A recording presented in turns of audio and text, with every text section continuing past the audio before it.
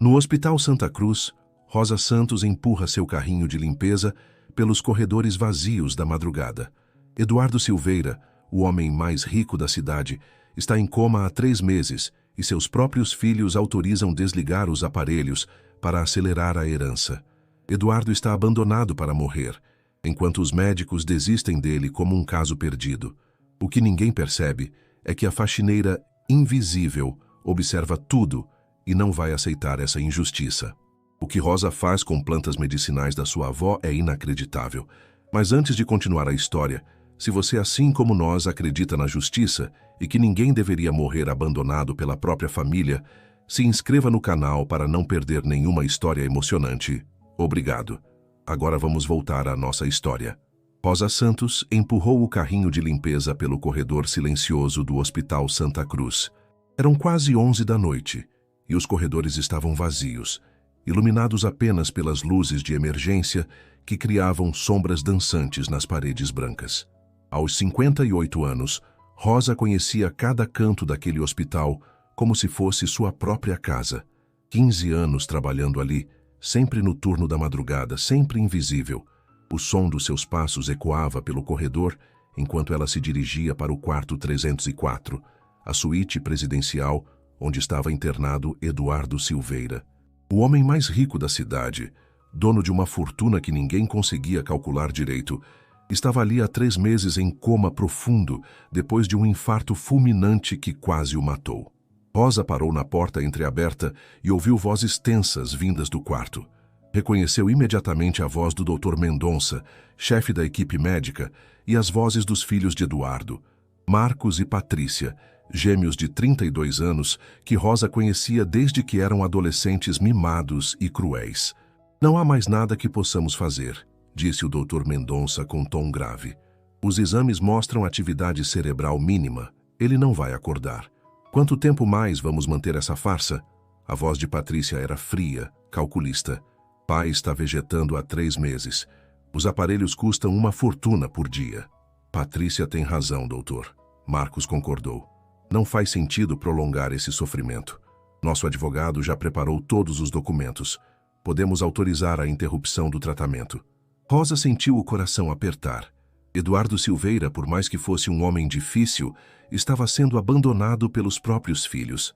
Ela se afastou da porta, mas continuou ouvindo a conversa que a deixava cada vez mais revoltada. Entendo a situação da família, murmurou o Dr. Mendonça. Do ponto de vista médico, realmente não há perspectivas de melhora. O Sr. Eduardo sofreu uma lesão cerebral grave. Os aparelhos estão apenas mantendo as funções vitais básicas. Então está decidido, Patrícia falou com frieza. Amanhã pela manhã interrompemos o tratamento. Rosa se afastou da porta com lágrimas nos olhos. Não conseguia acreditar no que estava ouvindo. Conhecia Eduardo há 15 anos. Havia limpado seu escritório, sua casa, sua vida praticamente. Sabia que ele era um homem duro, exigente, às vezes cruel com os funcionários. Mas também sabia que por trás daquela fachada havia alguém que sofria sozinho. Eduardo Silveira nunca havia sido um patrão gentil. Durante todos os anos em que Rosa trabalhou para ele, ele a tratava com a indiferença gelada de quem nem sequer registra a presença dos empregados. Ela era apenas mais um móvel na decoração, alguém que aparecia, fazia seu trabalho e desaparecia sem deixar rastro. Mas Rosa tinha uma memória boa para detalhes. Lembrava-se do dia em que Eduardo descobriu que a esposa o traía com seu melhor amigo. Ela estava limpando o escritório dele quando ele chegou em casa no meio da tarde. Encontrou as evidências da traição e quebrou tudo que via pela frente. Rosa se escondeu atrás da estante, vendo aquele homem poderoso chorar como uma criança. Lembrava-se também da noite em que Eduardo soube da morte da mãe. Rosa estava organizando alguns documentos quando ele chegou do velório. Sentou na poltrona do escritório e ficou ali, imóvel, olhando para o nada durante horas. Não disse uma palavra, mas Rosa viu as lágrimas silenciosas escorrendo pelo rosto dele. Eduardo Silveira havia se tornado um homem amargo depois da traição da esposa. O divórcio foi devastador, não só financeiramente, mas emocionalmente. A ex-mulher levou metade de tudo e ainda conseguiu a guarda dos filhos gêmeos que na época tinham apenas 12 anos. Eduardo passou anos lutando na justiça para ter direito de ver os próprios filhos, enquanto a ex-esposa os envenenava contra ele. Quando os gêmeos finalmente voltaram a conviver com o pai, aos 18 anos, já era tarde demais. Patrícia e Marcos haviam crescido odiando Eduardo, vendo-o apenas como fonte de dinheiro.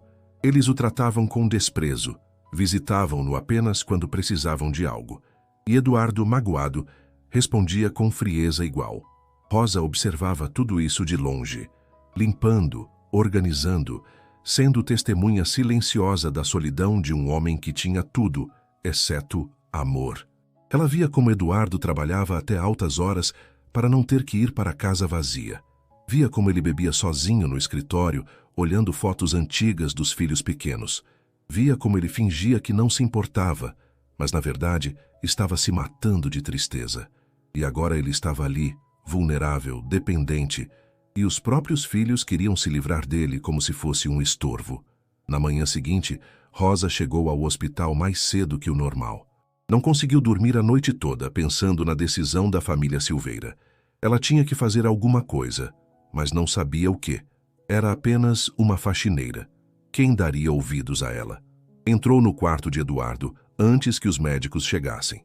Ele estava conectado a uma série de aparelhos que mantinham seu coração batendo e seus pulmões funcionando. O rosto, antes sempre carrancudo, agora parecia sereno, quase vulnerável. Rosa se aproximou da cama e pela primeira vez em 15 anos tocou a mão dele. "Seu Eduardo", sussurrou, "eu sei que o senhor pode me ouvir. Sei que está aí dentro, lutando. Seus filhos, eles querem desistir do senhor, mas eu não vou deixar." A mão de Eduardo estava fria, mas Rosa sentiu um leve tremor. Provavelmente era sua imaginação, mas ela preferiu acreditar que era uma resposta. Rosa havia crescido no interior de Minas Gerais, em uma família onde a medicina tradicional se misturava com a fé e o conhecimento popular. Sua avó, Dona Josefina, era conhecida na região como benzedeira e curandeira. Havia ensinado a Rosa desde pequena sobre o poder das plantas, das orações e do amor genuíno para curar o que a medicina convencional não conseguia alcançar. Quando se mudou para a capital aos 20 anos para trabalhar, Rosa trouxe consigo esse conhecimento, mas nunca havia precisado usá-lo. Agora, olhando para Eduardo inconsciente e sabendo que seria abandonado pelos filhos, ela sentiu que era hora de colocar em prática tudo o que aprendeu com a avó. "Mas antes de continuar, me diz uma coisa. Você já passou por uma situação onde teve que escolher entre fazer o que é certo e o que é seguro?" Porque Rosa estava prestes a arriscar tudo por um homem que nunca demonstrou nenhum pingo de gratidão por ela. Durante toda a manhã, Rosa cumpriu sua rotina normal de trabalho, mas sua mente estava focada em Eduardo. Ela observava os médicos entrando e saindo do quarto, via a frieza com que Patrícia e Marcos discutiam os procedimentos, como se estivessem organizando a venda de um imóvel, não decidindo o destino do próprio pai. Às 14h, a decisão foi oficializada. Os aparelhos seriam desligados no final do dia. Rosa sentiu um nó na garganta quando ouviu o Dr. Mendonça explicando para os enfermeiros como seria feito o processo. "A partir das 18h, vamos reduzir gradualmente o suporte ventilatório", explicou o médico. "É um procedimento padrão para casos sem perspectiva de recuperação." Rosa sabia que precisava agir rápido. Durante seu horário de almoço, saiu do hospital e foi até a Feira da Madrugada, um mercado popular que funcionava no centro da cidade. Lá, encontrou seu Benedito, um velho conhecido que vendia ervas medicinais. Era um homem negro de mais de 70 anos, que carregava nos olhos a sabedoria de quem conhecia os segredos da natureza. "Rosa, filha, fazia tempo que não te via por aqui", disse seu Benedito com um sorriso caloroso. "O que te traz hoje?" Rosa explicou rapidamente a situação. Benedito escutou em silêncio, balançando a cabeça de vez em quando. Quando ela terminou, ele suspirou fundo. "Rosa, o que você quer fazer é perigoso. Não perigoso para você, mas para a alma desse homem. Mexer com alguém que está entre a vida e a morte é coisa séria. Você tem certeza de que vale a pena?" "Tenho, seu Benedito. Esse homem não merece morrer abandonado. Ele sofreu muito na vida, mesmo sendo rico. Dinheiro não cura ferida do coração." Benedito preparou então uma mistura especial: óleo de andiroba para massagens, chá de erva cidreira concentrado para ser dado por sonda e algumas gotas de uma essência que ele chamava de despertar da consciência, feita com plantas que Rosa nem sabia o nome. Mas lembra, avisou Benedito, isso não é mágica. Se a alma dele quiser partir, essas ervas não vão segurar. O que elas fazem é dar força para quem quer lutar. Rosa voltou ao hospital com os produtos escondidos em sua bolsa de trabalho. O coração batia acelerado, mas ela estava determinada. Às 4 da tarde, os filhos de Eduardo se despediram rapidamente, sem demonstrar qualquer emoção. Patrícia apenas beijou a testa do pai geladamente e disse: "Adeus, pai. Espero que encontre a paz." Marcos nem sequer se aproximou da cama. Apenas acenou de longe e saiu do quarto. Rosa esperou até às 5 da tarde, quando os médicos foram jantar. Sabia que tinha 1 hora até que voltassem para iniciar o procedimento de desligamento dos aparelhos. Entrou no quarto de Eduardo e trancou a porta por dentro. "Seu Eduardo", disse em voz baixa, "não sei se o senhor pode me ouvir, mas vou tentar ajudá-lo. Minha avó sempre dizia que quem não desiste nunca perde, e eu não vou desistir do senhor." Rosa começou aplicando o óleo de andiroba nas mãos e braços de Eduardo, fazendo massagens circulares como sua avó havia ensinado. Depois, com muito cuidado, conseguiu passar algumas gotas do chá concentrado pela sonda que alimentava Eduardo. Enquanto fazia tudo isso, Rosa falava com ele. Contava histórias de sua própria vida. Falava sobre suas dificuldades, sobre como admirava a força dele para superar os problemas, mesmo quando parecia frio e distante. "O senhor sabe", disse ela, massageando os pés dele. "Eu perdi minha mãe quando tinha 15 anos. Também perdi meu marido há 10 anos. Sei o que é ficar sozinho no mundo. Sei o que é sentir que ninguém se importa. Mas sempre achei que o senhor era forte demais para desistir." Eram 5h40, quando Rosa terminou o primeiro tratamento. Ela guardou tudo e saiu do quarto, voltando para suas atividades normais. Às 6 em ponto, os médicos retornaram para começar o processo de desligamento dos aparelhos. Foi então que algo inesperado aconteceu. Quando o Dr. Mendonça foi desligar o primeiro aparelho, os monitores começaram a mostrar alterações estranhas. A atividade cerebral de Eduardo, que estava mínima há meses, apresentava picos incomuns. "Que diabos está acontecendo?", murmurou o médico, checando os equipamentos. A enfermeira responsável, Dona Carmen, uma mulher experiente de mais de 50 anos, se aproximou dos monitores. "Doutor, parece que ele está reagindo a alguma coisa. Olhe a frequência cardíaca." O coração de Eduardo, que batia no ritmo lento mantido pelos aparelhos, começou a acelerar por conta própria. Não eram apenas reflexos automáticos. Era como se algo dentro dele estivesse despertando. "Doutor." Mendonça ficou confuso. Em mais de 20 anos de medicina, nunca havia visto uma reação assim em um paciente desenganado. "Vamos suspender o procedimento por hoje", decidiu. "Quero acompanhar essas alterações por pelo menos 24 horas antes de tomar qualquer decisão." Rosa, que estava limpando o corredor próximo, ouviu tudo. Seu coração bateu mais forte, mas ela manteve a expressão neutra. Não podia demonstrar que sabia de alguma coisa. Naquela noite, depois que todos foram embora, Rosa voltou ao quarto de Eduardo. Repetiu o mesmo processo da tarde. Massagens com óleo de andiroba, algumas gotas do chá pela sonda e longas conversas unilaterais. "Seu Eduardo, os médicos repararam que o senhor está lutando. Eu sabia que o senhor não ia desistir. Agora precisa continuar lutando. Seus filhos podem não acreditar no senhor, mas eu acredito." Na segunda noite, as reações ficaram mais evidentes. Eduardo começou a mover os dedos levemente e os exames mostraram aumento da atividade cerebral. Dr. Mendonça estava intrigado, mas ainda cético. Na terceira noite, Rosa resolveu tentar algo diferente. Em vez de apenas falar sobre coisas gerais, decidiu falar sobre memórias específicas que presenciou durante os anos trabalhando para Eduardo. "Lembra quando o senhor chorou no escritório depois que descobriu a traição da esposa? Eu estava lá, organizando os papéis. Vi tudo. Vi como o senhor ficou destruído, mas também vi como o senhor se levantou e seguiu em frente."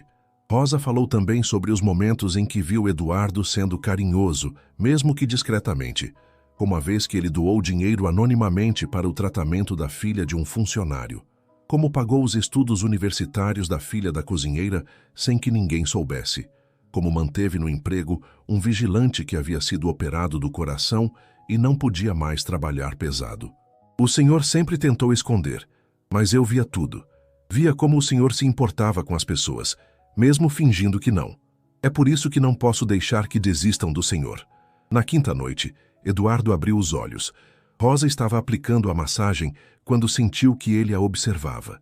Quando levantou o rosto, encontrou os olhos cinzentos de Eduardo fixos nela, conscientes e vivos. "Rosa!" Ele sussurrou com voz rouca. Ela quase gritou de alegria, mas se conteve.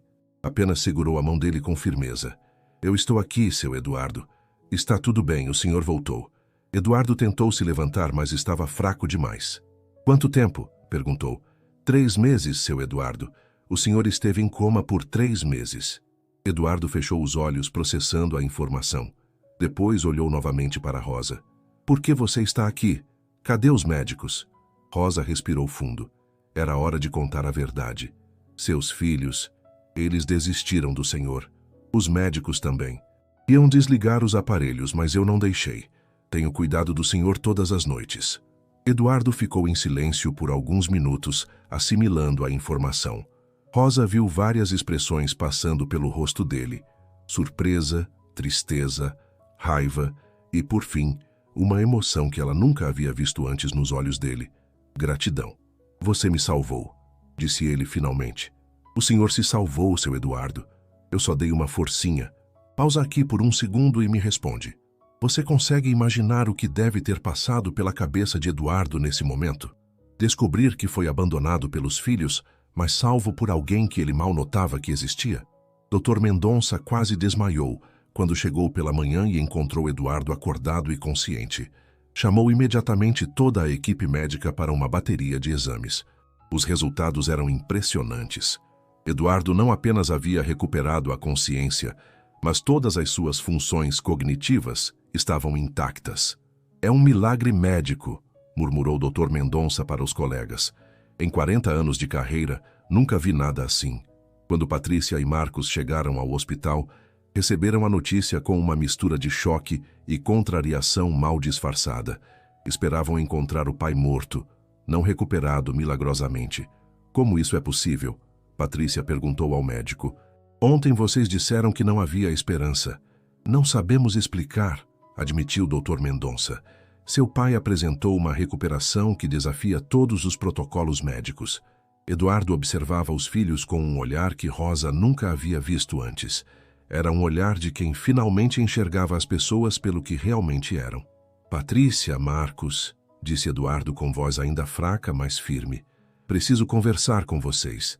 Os gêmeos se aproximaram da cama, tentando disfarçar o desconforto. "Pai, que bom que você está bem", mentiu Patrícia. "Estávamos tão preocupados." "Preocupados o suficiente para autorizar o desligamento dos aparelhos?" Eduardo perguntou calmamente. O silêncio que se seguiu foi constrangedor. Marcos tentou se explicar. "Pai, os médicos disseram que não havia mais esperança. Não queríamos que você sofresse." "Vocês não queriam que eu sofresse ou queriam acelerar a herança?" Eduardo interrompeu. Patrícia ficou vermelha de raiva e constrangimento. "Como pode nos acusar disso? Somos seus filhos." "São meus filhos quando é conveniente", Eduardo respondeu. "Quando precisam de dinheiro, de favores, de contatos. Mas quando precisei de vocês, onde estavam?" Rosa, que estava no quarto organizando alguns materiais médicos, tentou sair discretamente para não interferir na conversa familiar, mas Eduardo a deteve. "Rosa, fica. O que tenho para falar é sobre você também." Eduardo contou então para os filhos tudo o que havia descoberto, como eles haviam autorizado a interrupção do tratamento, como os médicos haviam desistido dele e como Rosa havia sido a única pessoa a não abandoná-lo. "Essa mulher", disse Eduardo apontando para Rosa, "cuidou de mim todas as noites durante uma semana inteira. Não por dinheiro, não por interesse. Simplesmente porque acreditou que eu merecia uma chance." Patrícia e Marcos estavam visivelmente desconfortáveis. A verdade nua e crua sobre suas intenções estava sendo exposta diante de todos. "Rosa", Eduardo continuou, Quero que você me conte exatamente o que fez para me ajudar. Rosa hesitou. Não queria contar sobre as ervas e as massagens, com medo de que pensassem que ela havia feito alguma coisa prejudicial. Fala, Rosa, Eduardo insistiu. Eu me lembro de algumas coisas. Me lembro da sua voz, do cheiro das ervas, das massagens. Conta tudo. Com a voz trêmula, Rosa contou sobre sua avó benzedeira, sobre as ervas que usou, sobre as massagens terapêuticas e sobre as longas conversas durante as madrugadas.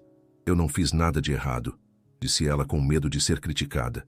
Só usei conhecimentos que minha avó me ensinou. Nunca interferi com os medicamentos dos médicos.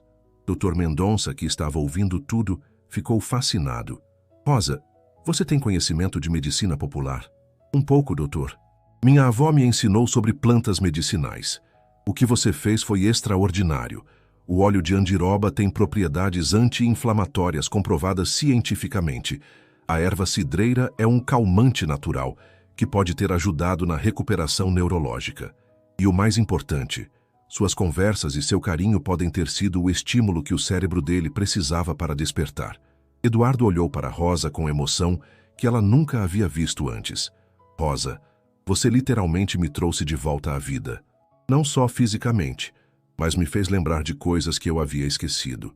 O senhor não precisa agradecer, Rosa disse constrangida. Apenas fiz o que achava certo. E é exatamente por isso que você merece tudo o que vou fazer por você. Eduardo, então, se dirigiu aos filhos. Patrícia, Marcos, vocês mostraram quem realmente são. Durante todos esses anos, eu me culpei pelo distanciamento entre nós. Achei que era minha frieza que os afastava. Agora vejo que vocês só se aproximavam quando queriam alguma coisa. Pai, não é assim, Marcos tentou argumentar. É exatamente assim, Eduardo cortou. Vocês estavam esperando minha morte para herdar minha fortuna. Rosa, que não tinha nenhuma obrigação comigo, foi a única que se importou se eu vivesse ou morresse. Eduardo fez uma pausa, respirou fundo e anunciou. Estou mudando meu testamento. Rosa será minha principal herdeira. O quarto ficou em silêncio total. Patrícia e Marcos ficaram brancos como papel. Rosa achou que havia ouvido errado. Seu Eduardo, o senhor não pode estar falando sério, disse Rosa. Estou falando mais sério do que nunca na minha vida. Você me salvou, Rosa. Literalmente me trouxe de volta à vida. E não foi só isso. Durante esses 15 anos trabalhando para mim, você foi leal, discreta, honesta. Foi a única pessoa que se importou comigo de verdade. Patrícia explodiu. Pai, você não pode fazer isso. Nós somos seus filhos. Essa mulher é apenas uma funcionária. Essa mulher, Eduardo disse com voz firme, vale mais do que vocês dois juntos.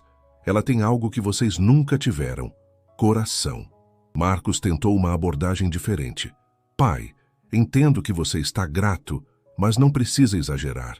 Pode dar uma gratificação para Rosa, mas nós somos sua família. Vocês são família quando convém, Eduardo interrompeu. Rosa mostrou mais amor de família por mim em uma semana do que vocês em anos. Rosa estava em choque. Não conseguia acreditar no que estava ouvindo. Seu Eduardo, por favor, não precisa fazer isso. Eu não fiz nada pensando em recompensa. É exatamente por isso que você merece, Rosa. Você fez porque se importava, não por interesse. Cá entre nós, você acha que Patrícia e Marcos vão aceitar essa decisão numa boa? Porque o que aconteceu depois mostrou o verdadeiro caráter desses dois. Nos dias seguintes, enquanto Eduardo se recuperava no hospital, Patrícia e Marcos começaram uma campanha para desqualificar Rosa e reverter a decisão do pai.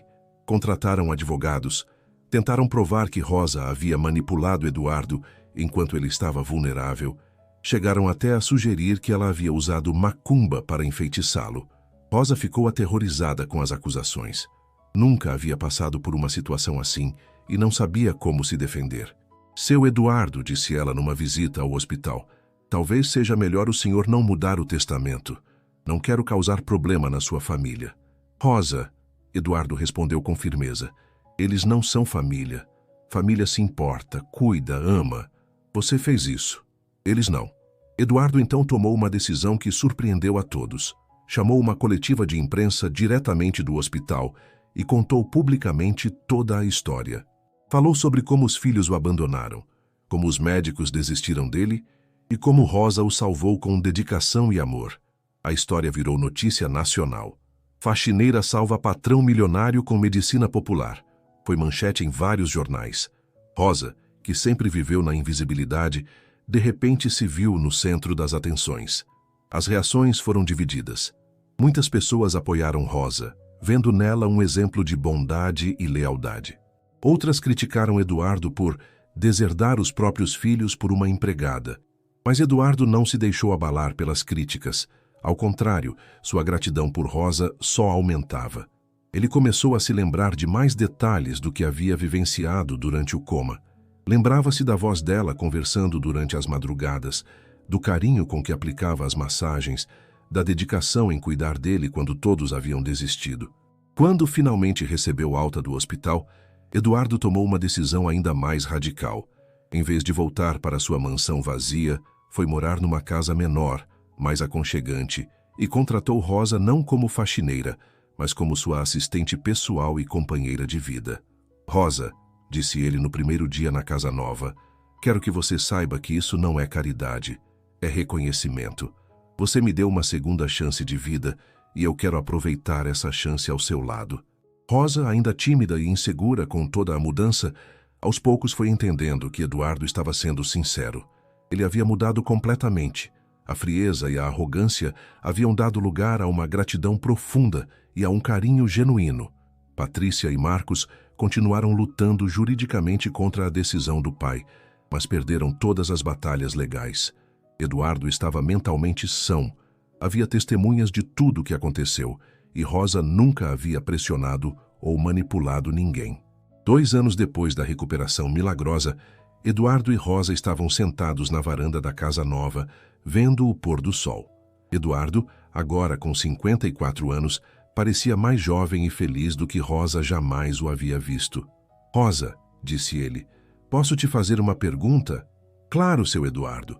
Por que você fez aquilo? Por que arriscou tudo para me salvar? Eu nunca fui gentil com você. Mal falava com você em 15 anos de trabalho. Rosa pensou por alguns segundos antes de responder. Sabe, seu Eduardo, eu perdi minha mãe muito nova. Ela morreu no hospital, sozinha, porque eu não pude ficar com ela. Quando vi o senhor naquela situação, abandonado pelos próprios filhos, não pude deixar que acontecesse a mesma coisa. Mas havia algo mais, Rosa continuou. Durante esses anos, todos trabalhando para o senhor, eu via que por trás daquela frieza havia uma pessoa sofrendo. Vi quando o senhor chorou pela traição da esposa. Vi quando o senhor ficou sabendo da morte da sua mãe. Vi como o senhor trabalhava até altas horas para não ter que ir para a casa vazia. Eduardo ouviu em silêncio, com os olhos marejados. O senhor sempre tentou esconder, Rosa prosseguiu. Mas eu via os atos de bondade secretos, as doações anônimas, a ajuda aos funcionários, os favores que fazia sem querer reconhecimento. Sabia que existia um bom homem ali dentro. Eduardo pegou a mão de Rosa e a apertou com carinho. Você viu em mim coisas que eu mesmo havia esquecido que existiam. E agora? Perguntou Rosa. O senhor está feliz? Eduardo sorriu, um sorriso genuíno que Rosa nunca havia visto antes. Pela primeira vez em muito tempo, Rosa, eu estou realmente feliz. Tenho alguém que se importa comigo de verdade. Tenho propósito na vida. Tenho paz. Eles ficaram algum tempo em silêncio, apreciando o crepúsculo. E você, Rosa? Está feliz? Rosa sorriu também. Estou sim, seu Eduardo. Depois de uma vida inteira sendo invisível, finalmente sinto que tenho valor. Agora me fala sinceramente. Você acredita que é possível alguém mudar completamente depois de uma experiência como essa? Porque o que aconteceu com Eduardo prova que às vezes precisamos quase morrer para aprender a viver. Eduardo usou sua fortuna de uma forma completamente diferente depois da recuperação. Criou uma fundação em nome de Rosa para ajudar pessoas em situação de vulnerabilidade no sistema de saúde. Contratou especialistas em medicina popular para trabalhar junto com médicos tradicionais em programas de recuperação de pacientes desenganados. A história da faxineira que salvou o patrão milionário virou inspiração para muitas pessoas. Rosa, que passou a vida toda invisível, descobriu que tinha um dom especial para cuidar de pessoas. Ela continuou estudando medicina popular, e se tornou uma das principais defensoras da integração entre medicina tradicional e conhecimentos ancestrais. Patrícia e Marcos nunca conseguiram aceitar a transformação do pai. Continuaram ressentidos e distantes, provando que nem toda família é unida por amor, mas sim por interesse. Eduardo tentou se reconciliar com eles algumas vezes, mas percebeu que o coração deles havia se fechado para qualquer possibilidade de perdão ou mudança. 5 anos depois da recuperação, Eduardo fez um último pedido a Rosa. Rosa, posso te chamar de família? Ela sorriu com lágrimas nos olhos. O senhor já é minha família há muito tempo, seu Eduardo. Eduardo a abraçou com ternura. Então agora é oficial. Você é a filha que eu gostaria de ter tido, e eu espero ser o pai que você merecia ter. Foi assim que Rosa Santos, a faxineira invisível que limpava corredores de madrugada, se tornou a herdeira e filha adotiva de um dos homens mais ricos do país. Mas mais importante que isso, ela se tornou a pessoa que salvou não apenas uma vida, mas uma alma perdida na amargura e na solidão. Dr. Mendonça, anos depois, ainda usava o caso de Eduardo em suas palestras médicas como exemplo de que a medicina vai muito além de remédios e aparelhos. Às vezes, dizia ele, o que o paciente mais precisa é de alguém que acredite nele quando todos desistiram. Seu Benedito, o vendedor de ervas da feira da madrugada, sempre sorria quando contava a história para outros clientes. Eu forneci as plantas, dizia ele, mas foi o coração daquela mulher que fez o milagre. A casa onde Eduardo e Rosa viviam se tornou um lar de verdade. Não era mais a mansão fria e vazia de antes, mas um lugar cheio de vida, conversas, risos e carinho genuíno. Rosa cozinhava as receitas que sua avó havia ensinado. Eduardo contava histórias dos seus negócios e juntos planejavam novas formas de ajudar pessoas necessitadas. A fundação criada por eles se tornou referência nacional no atendimento a pacientes em situação de vulnerabilidade. Rosa viajava pelo país conhecendo benzedeiras, curandeiros e outros praticantes de medicina popular, catalogando conhecimentos ancestrais que poderiam ser integrados aos tratamentos convencionais. Eduardo descobriu que usar sua riqueza para fazer o bem trazia uma satisfação que todos os negócios lucrativos do passado nunca haviam proporcionado. Ele se tornou um empresário social, investindo em projetos que tinham como objetivo melhorar a vida das pessoas, não apenas gerar lucro. 10 anos depois da recuperação milagrosa, Eduardo estava dando uma entrevista para uma revista de negócios. O jornalista perguntou qual havia sido a decisão mais importante de sua carreira empresarial. Eduardo pensou por alguns segundos e respondeu: a decisão mais importante da minha vida não foi empresarial. Foi quando uma faxineira de 58 anos decidiu não desistir de mim. Essa decisão me ensinou que o verdadeiro sucesso não se mede em dinheiro, mas em quanto amor e gratidão você consegue criar ao seu redor. Rosa, que estava na sala ouvindo a entrevista, sorriu discretamente. Aos 68 anos, ela era uma mulher realizada, respeitada e amada. Havia descoberto que seu propósito na vida não era apenas limpar e organizar espaços físicos, mas limpar e curar corações feridos. Na noite daquele mesmo dia, enquanto jantavam juntos como faziam todas as noites há 10 anos, Eduardo fez uma confissão a Rosa. Sabe qual é a minha maior alegria em ter voltado daquele coma? Qual, seu Eduardo? É saber que não vou morrer sozinho. Tenho alguém que realmente se importa comigo. Tenho uma família de verdade. Rosa segurou a mão dele com carinho, e eu tenho a certeza de que fiz a coisa certa naquela noite. Minha avó sempre dizia que Deus coloca pessoas especiais no nosso caminho quando mais precisamos. O Senhor era a pessoa especial que Deus colocou no meu caminho para eu aprender que também tenho valor. Não, Rosa. Eduardo corrigiu com um sorriso. Você era a pessoa especial que Deus colocou no meu caminho para me salvar de uma vida vazia e amarga.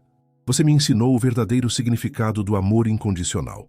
E assim, termina a história do milionário que foi abandonado por todos, mas foi salvo por alguém que ninguém via. Rosa provou que não importa qual seja sua profissão, sua classe social ou sua posição na vida. O que importa é o tamanho do seu coração e sua capacidade de enxergar valor onde outros só veem invisibilidade. Eduardo aprendeu que todas as riquezas do mundo não valem nada se você não tem alguém que se importa genuinamente com você. E Rosa descobriu que uma vida inteira de serviço silencioso e amor desinteressado pode render recompensas maiores do que qualquer fortuna. A fundação que criaram juntos continua funcionando até hoje, ajudando milhares de pessoas que são esquecidas pelo sistema de saúde.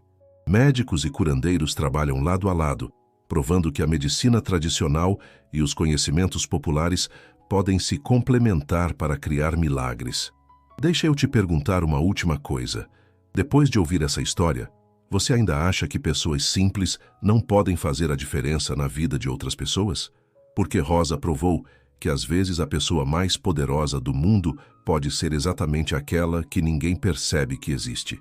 A lição que fica dessa história é que o amor verdadeiro e a dedicação genuína têm um poder transformador que vai muito além do que qualquer medicina pode explicar. Rosa não apenas salvou a vida de Eduardo, ela o ensinou a viver de verdade. E Eduardo não apenas recompensou Rosa financeiramente, ele lhe deu algo que ela nunca havia tido, o reconhecimento de que era uma pessoa especial e valiosa. Porque no final das contas todos nós queremos ser vistos, valorizados e amados por quem realmente somos. Rosa enxergou o homem bom por trás da máscara de frieza de Eduardo, e Eduardo enxergou a mulher extraordinária por trás do uniforme simples de faxineira de Rosa.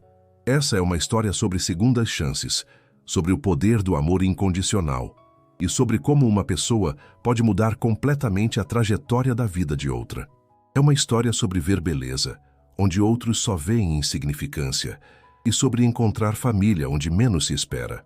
Rosa e Eduardo viveram felizes juntos até o fim de suas vidas, provando que a verdadeira riqueza não está nos bens materiais que acumulamos, mas nas pessoas que escolhemos amar e que escolhem nos amar de volta, independentemente de qualquer interesse além do bem puro e simples que queremos uns aos outros. E essa, querido ouvinte, é uma lição que todos nós podemos levar para nossas vidas. Nunca subestime o poder de um gesto de bondade. Nunca desista de alguém que ainda tem esperança. E sempre lembre que, às vezes, a pessoa mais importante da sua vida pode estar bem na sua frente, esperando apenas que você a enxergue de verdade.